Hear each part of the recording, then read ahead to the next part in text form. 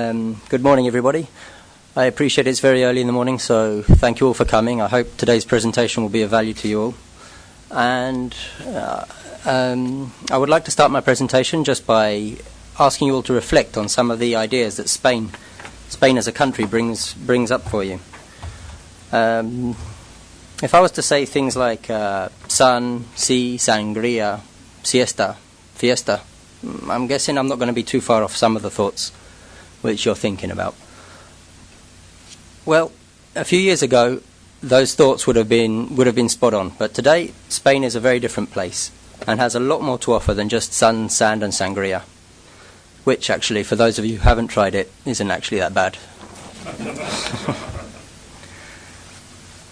My name is Daniel Naum, and as you can tell from my wonderful skin colour, I'm not actually from Spain, but I do live there. I've lived there for the last 12 to 13 years, and I actually live in the other Spain, the Spain I was talking about in my introduction.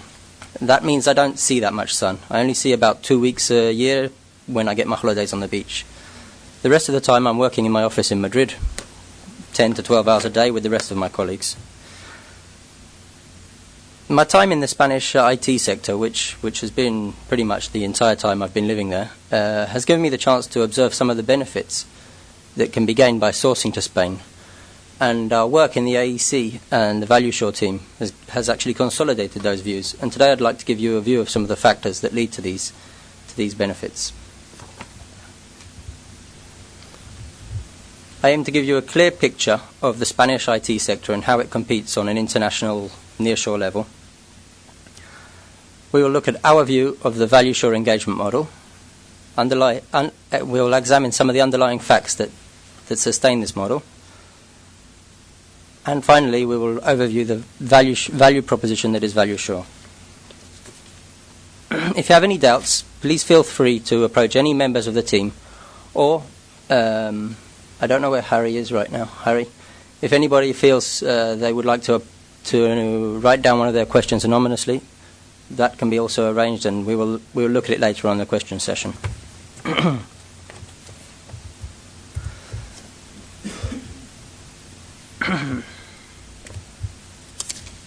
So the challenges in today's outsourcing world are becoming ever more important, especially in the crisis we're all facing right now.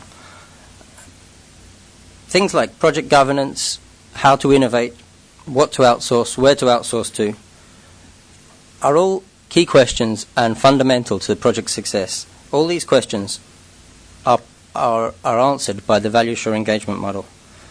Valueshore sets the trend from labour arbitrage to added value. And to begin with, we'll summarise by reviewing what we understand as valueshore.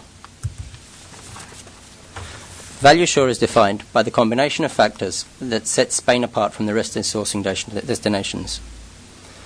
These are widely known factors, and they're generally accepted for criteria when selecting a sourcing destination. Some countries excel in one or perhaps two of these factors. In Spain, we believe that all factors are present and balanced in the valueshore offer. Factors such as know-how and experience, capacity, affinity, cost, all provided from a stable and strong economy. Spain is now a major EU country and has a stable and healthy economy. If you combine this with a large and experienced base of ITC professionals, low costs and low staff rotation, we can see why Spain has been positioned in a unique position to provide a constant supply of ICT professionals. Now, this focus on higher value services from a European neighbour is what we see as valueshore, an outstanding value-risk-cost relationship. Valueshore is a result of a collaboration between the leading consulting firms in Spain and the Ministry of Industry through Invest in Spain. This is a unique collaboration, what we see as quite a competitive sector, and our aim is to get the message across to our European neighbours of the maturity and capacity that can be made available.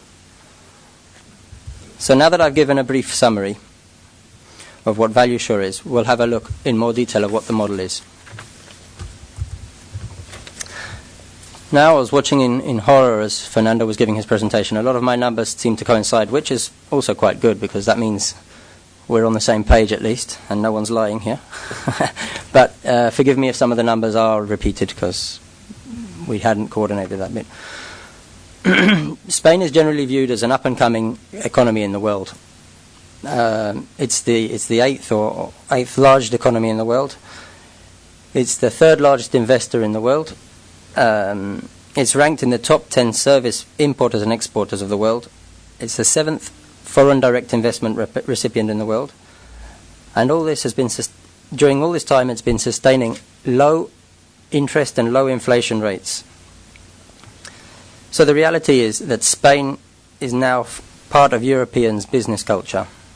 And all at the same time, it's still the world's second tourist destination.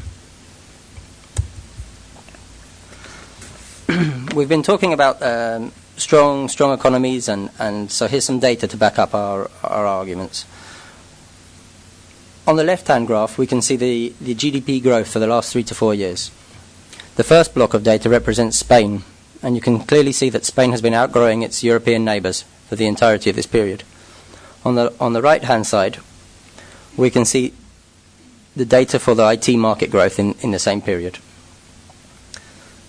We can see that Spain again has been outgrowing its neighbours, and not only that, but it's been outgrowing its own GDP growth. So what I'm trying to say with this is that the growth has established now a strong and healthy economy, and this growth has mainly or partly been responsible by the IT sector in Spain.